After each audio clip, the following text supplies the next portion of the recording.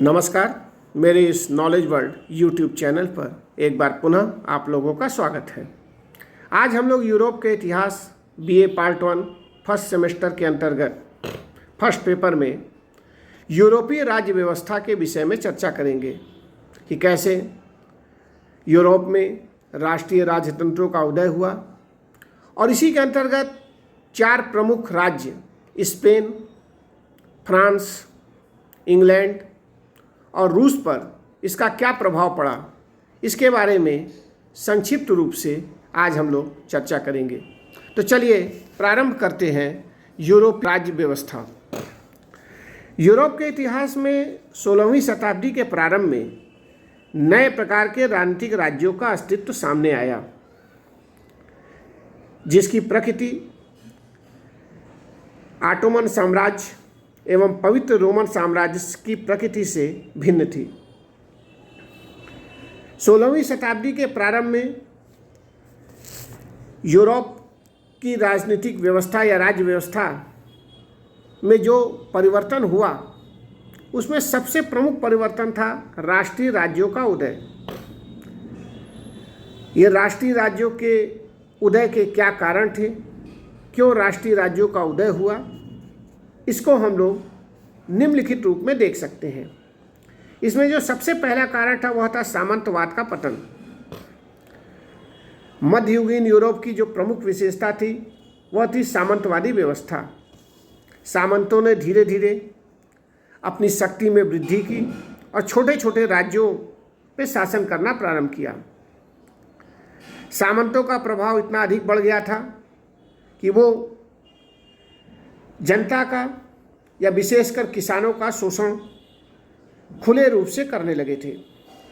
शोषण अपनी पराकाष्ठा पर पहुंच चुका था, लेकिन शोषण के सिद्धांत पर चलने वाली यह सामंतवादी व्यवस्था कब तक रहती।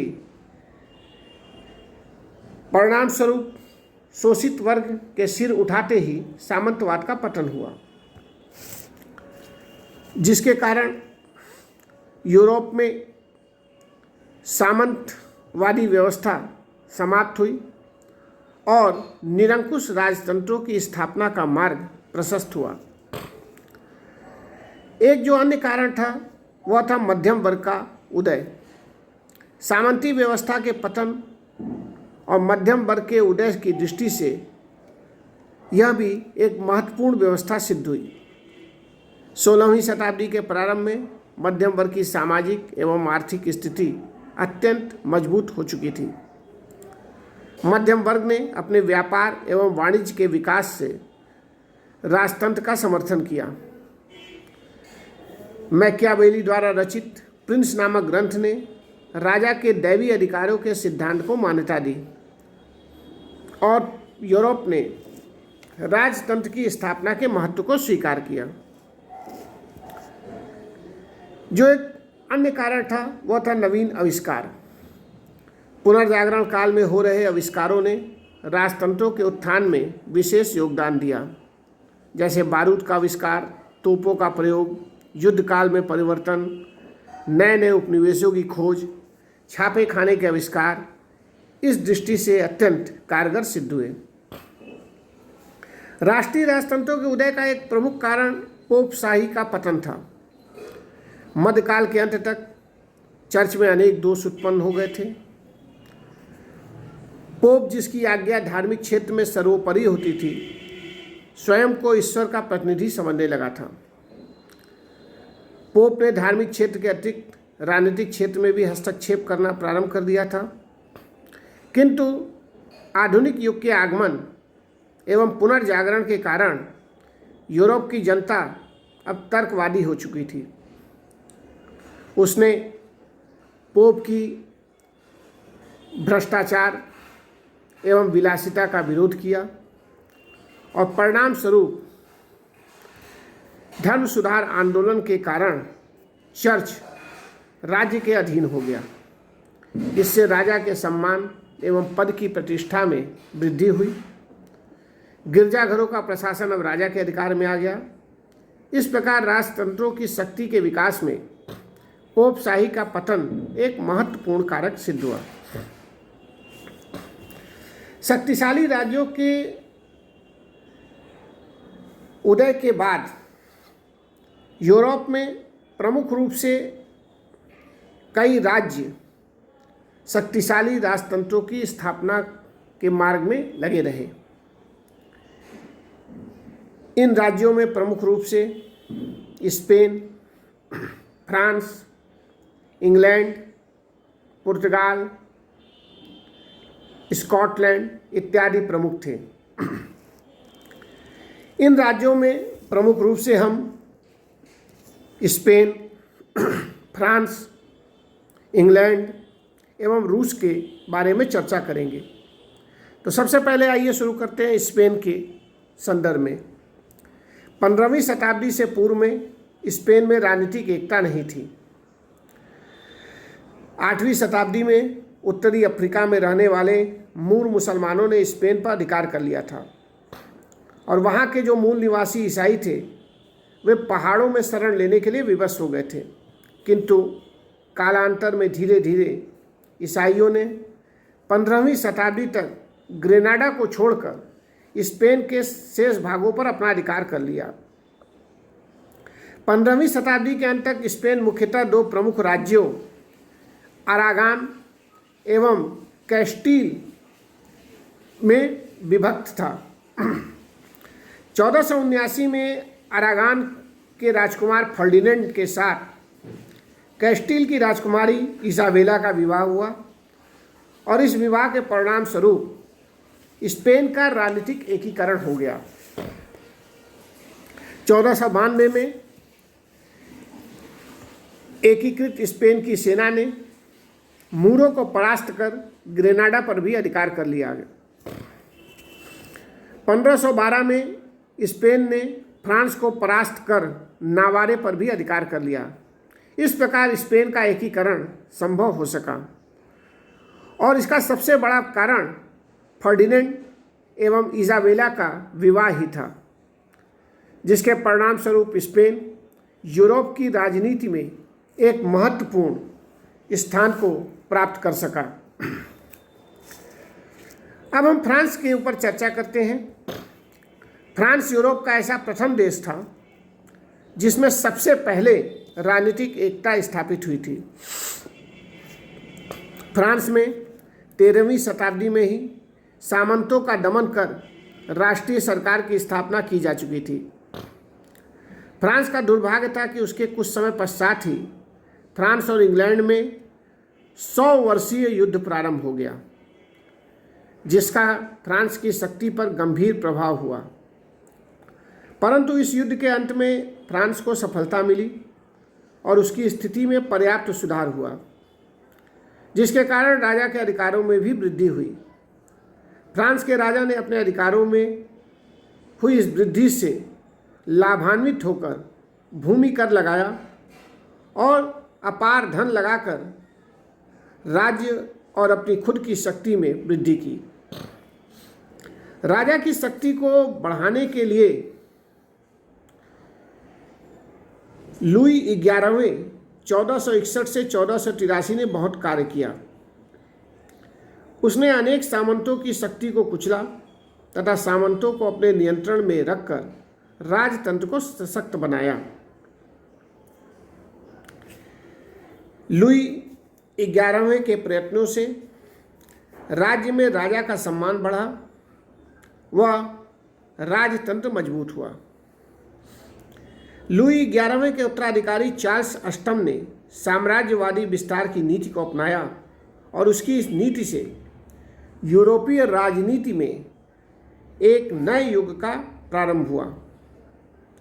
उसने नेपल्स पर अधिकार कर लिया, परंतु उसकी यह विजय क्षणिक सिद्ध हुई, क्योंकि उसे वेनिस और मिलान और पोप के संयुक्त मोर्चे का सामना करना पड़ा।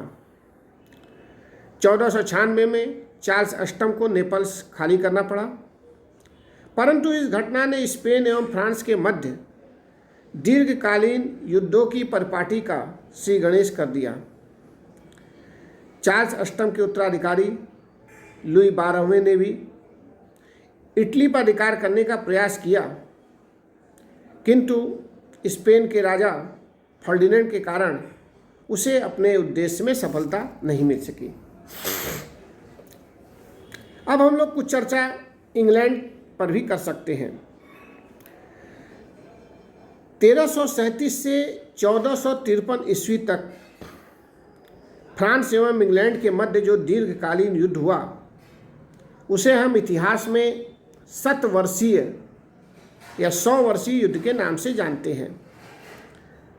प्रारंभ में तो इंग्लैंड को सफलता मिली, किंतु अंततः इंग्लैंड को पराजय का सामना करना पड़ा। उसे कैले को छोड़कर सभी जीते हुए फ्रांसीसी प्रदेश छोड़ने पड़े। शतवर्षीय युद्ध में इंग्लैंड ने जहां एक ओर राष्ट्रीयता की भावना को विकसित किया, वहीं दूसरी ओर शतवर्षीय युद्ध के समाप्त होने के 2 वर्ष पश्चात ही वहां भयंकर सामंती युद्ध, जिसे इतिहास में गुलाबों के युद्ध, जो कि 1455 से 1485 के नाम से जाना जाता है, से जलना पड़ा। यह भी एक 30 वर्षीय युद्ध ही था। यह गृह युद्ध यार्क राजवंश, जिसका प्रतीक श्वेत गुलाब था, और लंकास्टर राजवंश, जिसका प्रतीक लाल गुलाब था, के सामंतों व उनके अनुयायियों के बीच लड़ा गया। यह संघर्ष 1485 में वासवर्थ के युद्ध में रिचर्ड तृतीय के विरुद्ध हेनरी ट्यूडर की विजय के साथ खत्म हुआ। यही हेनरी ट्यूडर 1485 में हेनरी सप्तम के नाम से इंग्लैंड के सिंहासन पर बैठा। हेनरी सप्तम की गणना इंग्लैंड के महान शासकों में की जाती है, क्योंकि उसने न केवल एक शक्तिशाली राजवंश की इंग्लैंड में स्थापना की, बल्कि इंग्लैंड के समाज को उसमें व्याप्त मध्ययुगीन कुरीतियों एवं अंधविश्वासों, सामंती अत्याचारों से मुक्त कर आधुनिक युग में प्रविष्ट कराने का कार्य किया।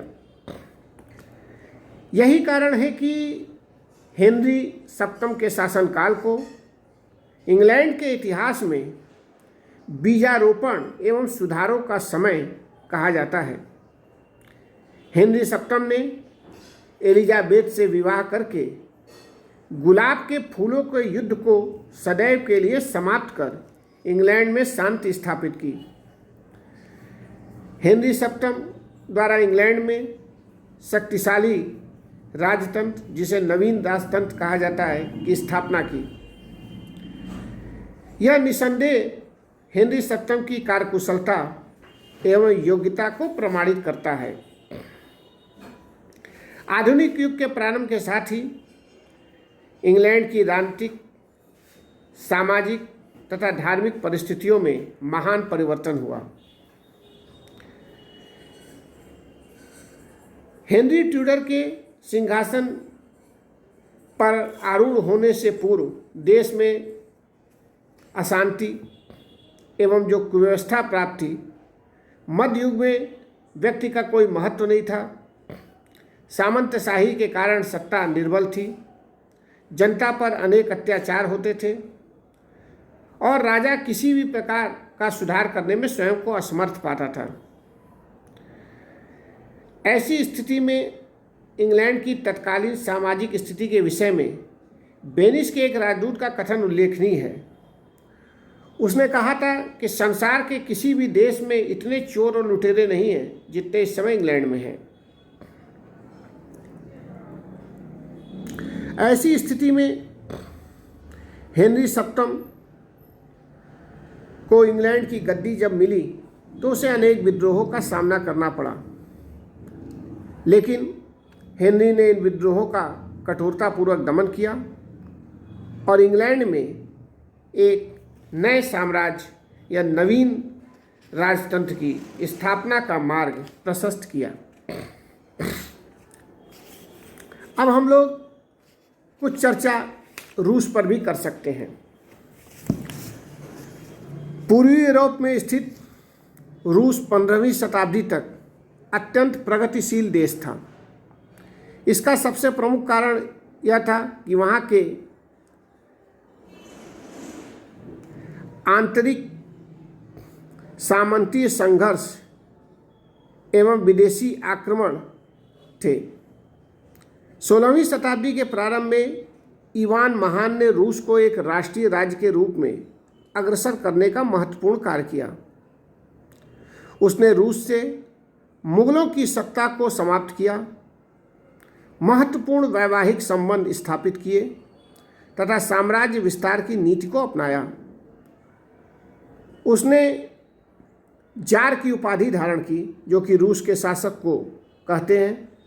इस प्रकार 16वीं शताब्दी के प्रारंभ में इवान ने रूस को एक शक्तिशाली राष्ट्रीय राज्य की श्रेणी में लाकर खड़ा कर दिया।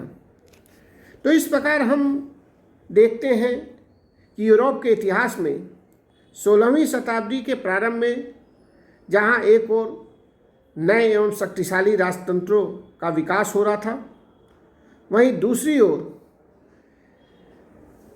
पुनर्जागरण और वाणिज्यिक क्रांति ने यूरोप को एक प्रगतिशील महाद्वीप के पथ पर लाकर खड़ा कर दिया था। धन्यवाद।